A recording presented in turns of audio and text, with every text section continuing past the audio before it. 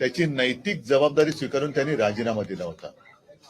हे अशी नैतिकता हल्लीच्या राजकारणामध्ये फार अभावाने आढळते की एखादी गोष्ट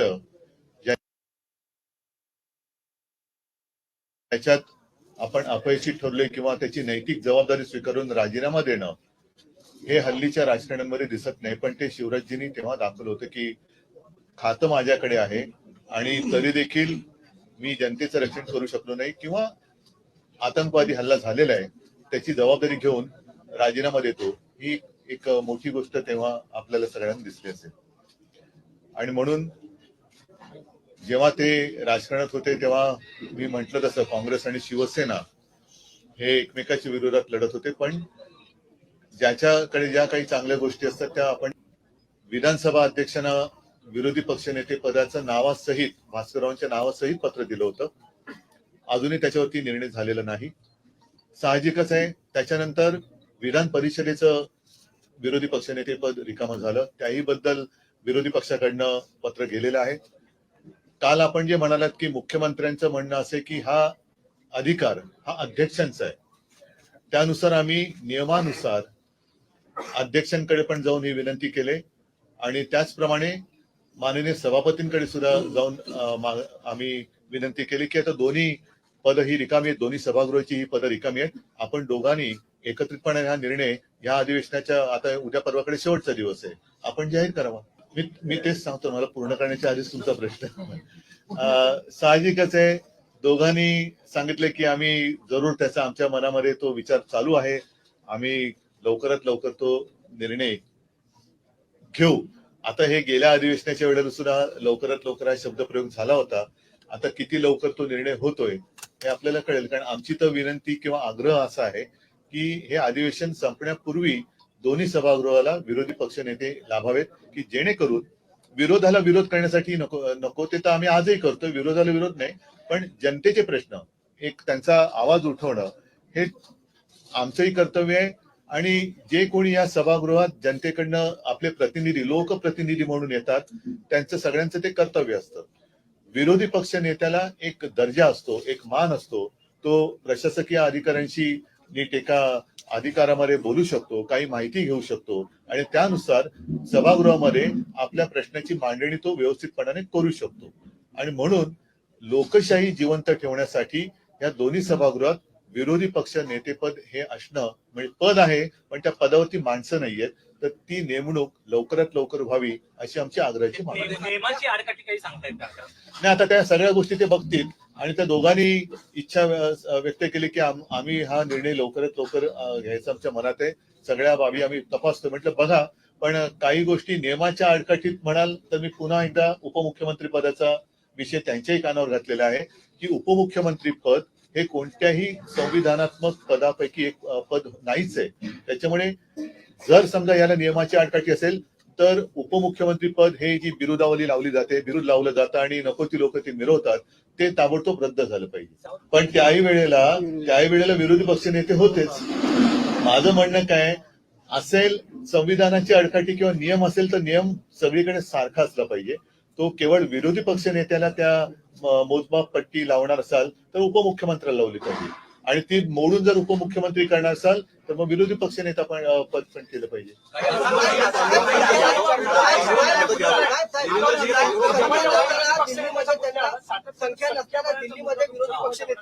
बरोबर आहे. संख्याबळ हा जर का नियम असेल तर मग नियमानुसार उपमुख्यमंत्री पण पद नाहीये, त्याला संख्याचं नाहीच आहे. कारण काय काय ठिकाणी तर नुसतं असंच नेमले गेलेले आहेत.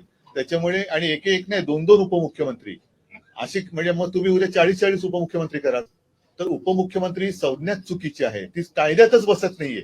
जर विरोधी पक्षनेते पदाला संख्याबळाचं जर काही आडकाठी असेल तर उपमुख्यमंत्री पदाला कशाचाच आधार नाहीये. जिथे आहे किंवा दिल्लीत होतं केजरीवालांचं तेव्हा त्यांनी ती उदारता दाखवली होती. त्यांनी किती आले होते, मला वाटतं तीन किती पैकी 70 मध्ये 3 असताना विरोधी पक्ष नेतेपद दिलं होतं. ही तुम्ही माहिती देत आहे. तर 70 मध्ये 3 म्हणजे तो 10% किंवा किती टक्के देतोय. म्हणजे हा फार महत्वाचा मुद्दा तुम्ही आता मांडला. या निमित्ताने तुम्हाला धन्यवाद देतो की 70 पैकी 3 सदस्य असताना जर भारतीय जनता पक्षाने ते काय विरोधी पक्षनेते पद स्वीकारलं होतं आणि मुख्यमंत्री अरविंद केजरीवालांनी तत्कालीन मुख्यमंत्र्यांनी ते दिलं होतं, तर मग ते तिकडे जर का दिल्ली देशाची राजधानी आहे, तर मुंबईत म्हणजे महाराष्ट्रात का नाही होऊ शकत? बघा, शेवटी याच्यामध्ये माझं म्हणणं असं आहे की राजकारणाच्या ठिकाणी ठेवा, पण आपण सगळेजण, आपण म्हणजे तुम्ही सुद्धा प्रेस एका अर्थाने आणि आम्ही लोकप्रतिनिधी हे जनतेचे सेवक आहोत. जनतेच्या प्रश्नांना वाचा फोडण्यासाठी म्हणून हे सभागृह आहे, त्यांना न्याय मिळवून देण्यासाठी म्हणून आपण निवडणूक लढवत असतो. ठीक आहे, काही कोण ज्याची संख्या जास्त आहे तो सत्तेवरती बसतो, बाकीचे समोर बसतात. खरं विरोधी हा शब्द माझ्या मते चुकीचा आहे, कारण कोणाचा विरोधी हे मी मुख्यमंत्री असताना सुद्धा बोललो होतो.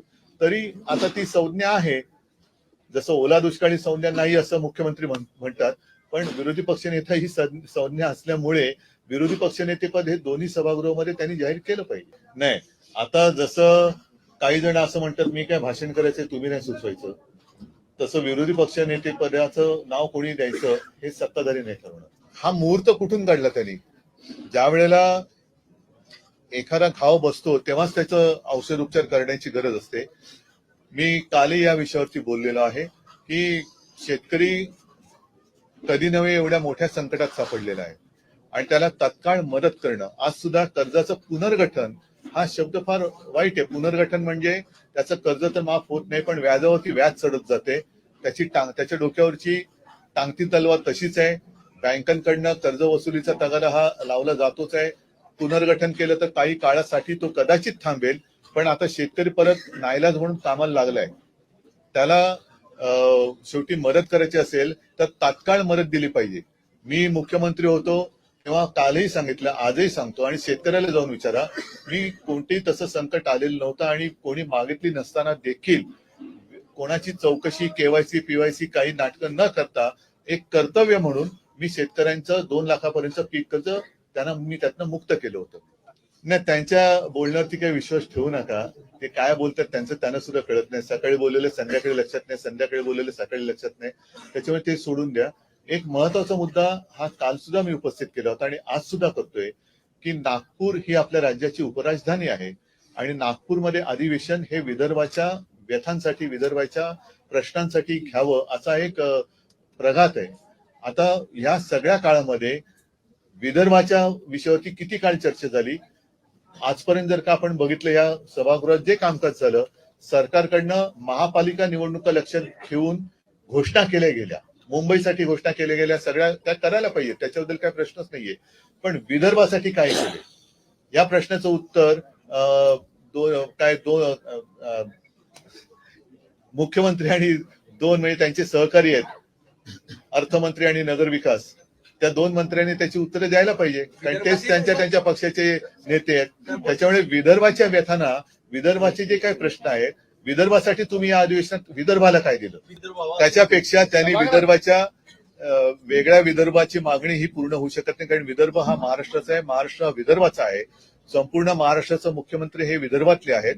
पण आता जे बाळासाहेबांचे विचार सोडले म्हणून त्यांच्या कच्छपी जे लागले ते त्याच्याबद्दल काय बोलणार आहे, त्यांची भूमिका काय आहे?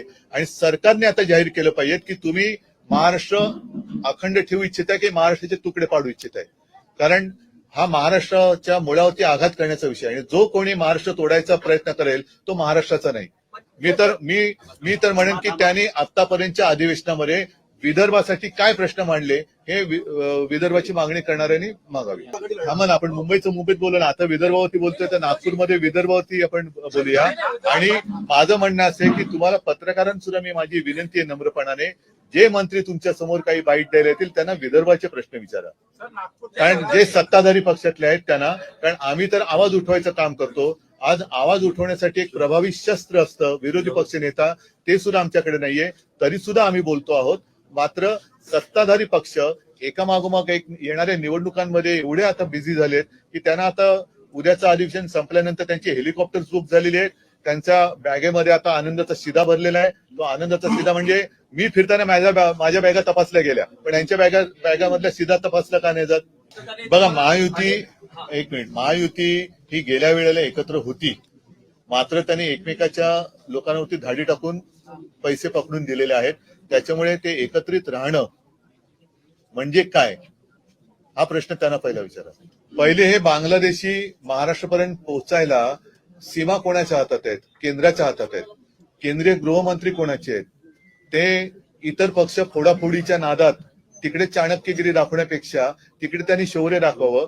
सीमा त्यांनी सील कराव्या की जेणेकरून घुसखोरी होणार नाही, आणि घुसखोरी एकदा थांबवल्यानंतर मग त्यांनी इतर पक्षांकडे लक्ष द्यावं. पण दुर्दैवाने असं झालं, मी मागेही बोललो तर तेच सांगतो, आज आपल्या देशाला पंतप्रधान नाहीयेत, आज आपल्या देशाला गृहमंत्री नाहीयेत, देशाला संरक्षण मंत्री नाहीयेत. हे सगळे मंत्री हे भारतीय जनता पक्षाचे मंत्री आहेत, देशाचे नाहीयेत.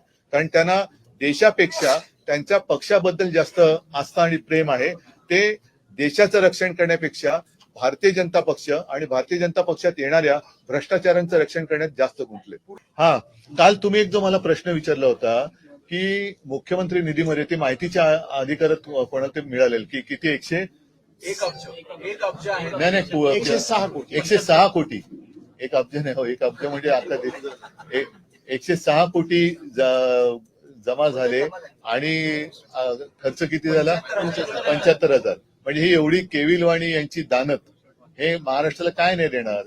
बाकी निवडणुकीच्या तोंडावरती जे काय सगळं तुमच्याकडनं आणि इतरांकडनं ऐकतोय की आम्हा पैसा वाटला गेला असं मी ऐकलं, आणि आनंदाचा सिरासुरा घेऊन जाताना बॅगा दिसल्या, तर त्याच्यातल्या ते तुम्ही जे वाटतंय. पण शेतकऱ्यांसाठी जी काय मदत म्हणून गोळा केली गेली, मुख्यमंत्री सहायता निधीसाठी म्हणून जी काही झाली पाहिजे, तर मुख्यमंत्री कोणाला सहाय्य करतायत?